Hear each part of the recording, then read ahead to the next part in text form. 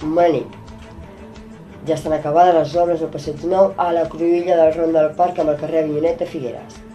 Ara el dia 10 comença una altra obra, a la cruïlla del Passeig Nou amb l'avinguda Salvador Dalí. La previsió és que les obres s'allarguin unes 2 setmanes, aproximadament. Som al Telenor Vespre a la televisió de Figueres. Comencem. Bona nit.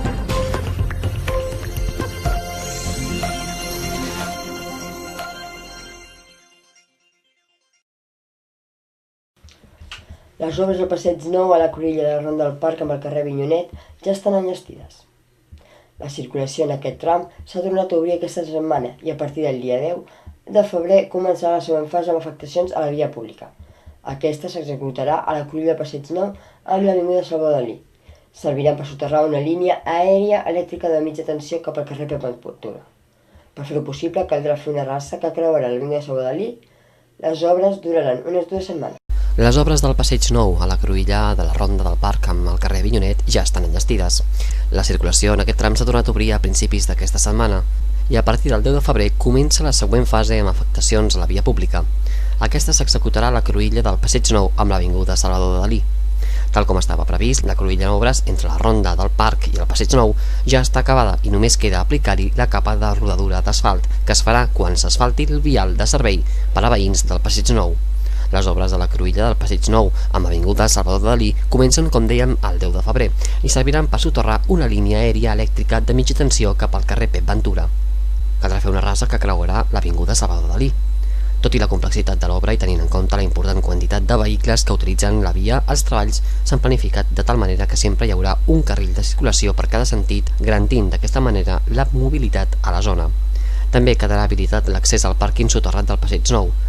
La previsió és que les obres s'allarguin unes 2 setmanes aproximadament.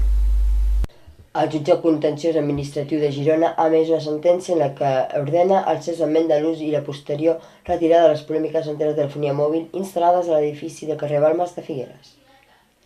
Els afectats van portar als jutjats d'Ajuntament de Figueres per no haver complert amb la normativa vigent i com a part condemnada la companyia telefònica, titular dels aparells. Tot i el malestar dels veïns de la zona, la batalla no es va iniciar fins a mitjans de 2011. El jutjat contenciós administratiu de Girona ha emès una sentència en la que ordena el cessament de l'ús i la posterior retirada de les polèmiques antenes de telefonia mòbil instal·lades a l'edifici del carrer Balmes a Figueres. El jutjat ha estimat en part el recurs presentat per un dels veïns de la zona, però no ho ha fet amb la petició de percebre una indemnització, així com tampoc de l'obertura d'un expedient sancionador. Els afectats van portar als jutjats l'Ajuntament de Figueres per no haver complert amb la normativa vigent i com a part condemnada la companyia telefònica, titular dels aparells. Ho van fer després d'iniciar una batalla el 2011 quan van detectar que les infraestructures no estaven al lloc que els corresponia. Contra la sentència es pot presentar encara un recurs ordinari d'apel·lació. Les antenes de telefonia mòbil es van instal·lar al terrat de l'edifici número 25 d'aquest carrer l'any 2008. I tot i el malestar dels veïns de la zona, la batalla no es va iniciar fins a mitjans del 2011.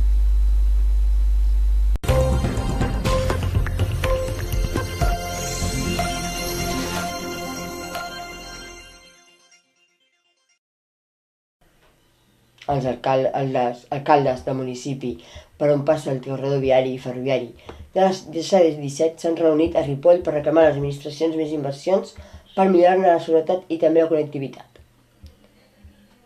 També es va acordar crear 4 comissions de treball on es buscava també la participació d'empreses i la societat civil. Els alcaldes del municipis per on passa el corredor viari i ferroviari de la C-17 s'han reunit a Ripoll per reclamar a les administracions més inversions per millorar-ne la seguretat i també la connectivitat, sobretot pel que fa al tram pendent de desdoblament de la C-17 a Ripoll i el desdoblament de la R3 de Rodalies fins a Vic. Fa 2 mesos, la quinzena d'alcaldes van signar a Granollers una declaració on acordaven anar plegats per treballar conjuntament en les potencialitats econòmiques d'aquest eix i avançar en els projectes estratègics. En aquesta trobada també s'ha acordat crear 4 comissions de treball on es buscarà també la participació d'empreses i de la societat civil. La crisi continua colpejant les comarques gironines, al costat de les dades econòmiques. Un altre dels termòmetres que permet mesurar l'abast de les penúries són les estadístiques judicials. Només durant l'any passat es van resoldre gairebé 22.300 demandes de justícia gratuïta a la demarcació, un 5% més que el 2012. La crisi continua colpejant les comarques de Girona. Al costat de les dades econòmiques, un altre dels termòmetres que permet mesurar l'abast de les penúries són les estadístiques judicials. Només durant l'any passat es van resoldre gairebé 22.300 demandes de justícia gratuïta a la demarcació, un 5% més que el 2012. I de tots aquests casos, el 84% van poder tirar endavant per aquesta via.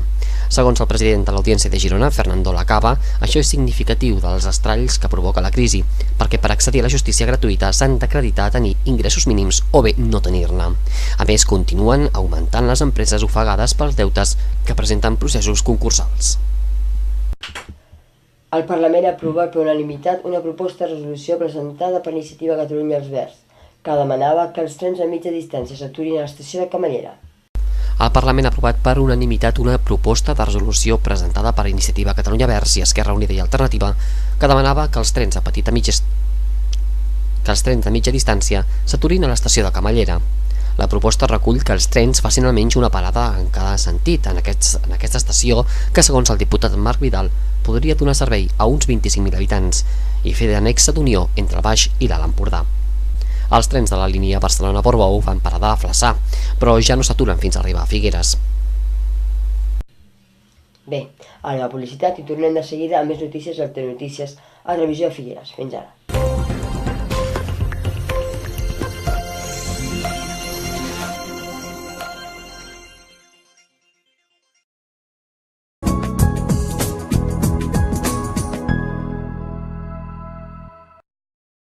¿Trobes a falta res? Crea bien. Toldos Mallol, Girona.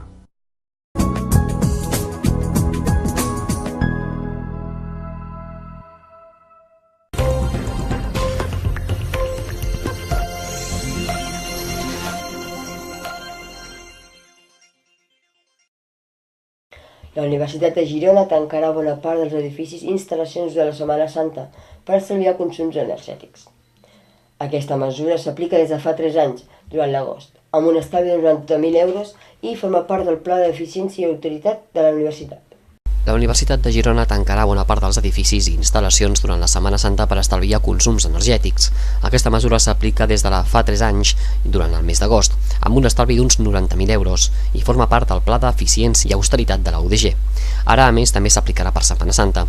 Aquesta és una de les primeres decisions que ha pres el nou equip de govern amb el rector Sergi Bonet al capdavant, durant el primer Consell de Govern que ha presidit. També s'ha aprovat concedir la medalla de la UDG a Josep Arnau i Farigola per promoure la instauració dels estudis tècnics universitaris a Girona. L'acte d'entrega de la medalla serà al mes de febrer. Aquest diumenge 2 de febrer a les 12 del migdia, l'associació Optimist portarà al Teatre Municipal de Roses la representació de Sense Solta, de la companyia Teatre Mòbil, creada i dirigida pel pallasso Marcel Gros. Aquest diumenge a les 12 del migdia, l'associació Optimist portarà al Teatre Municipal de Roses la presentació de Sense Solta, de la companyia Teatre Mòbil, creada i dirigida pel pallasso Marcel Gros. L'obra premia la millor espectacle de la Mostra de Teatre Infantil i Juvenil d'Igualada. És una proposta trepidant i esbojarrada que arrenca rialles a grans i petits.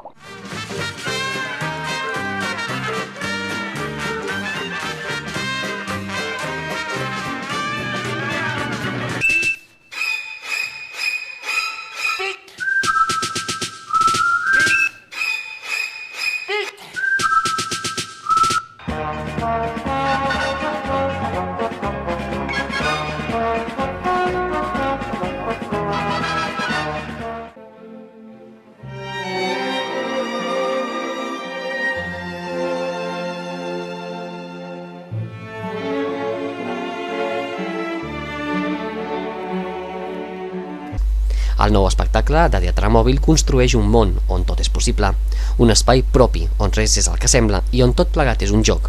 Una escala, un faristol, un restaurant, una llegenda irlandesa, un escenari, 3 comediants i un ventall de sorpreses que aniran apareixent al llarg d'un espectacle divertit i amb un surrealisme deliciós.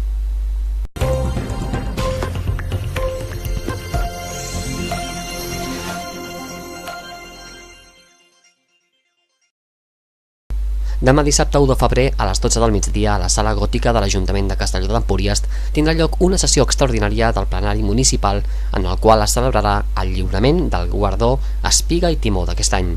En aquesta edició només es lliura l'Espiga i Timó d'Or. Aquests guardons municipals atorguen el mèrit de totes aquelles persones o entitats i associacions que contribueixen en temes relacionats amb els valors socials i cultural, també científic, religiós, polític, artístic, esportiu, mediambiental, econòmic, moral o material del municipi.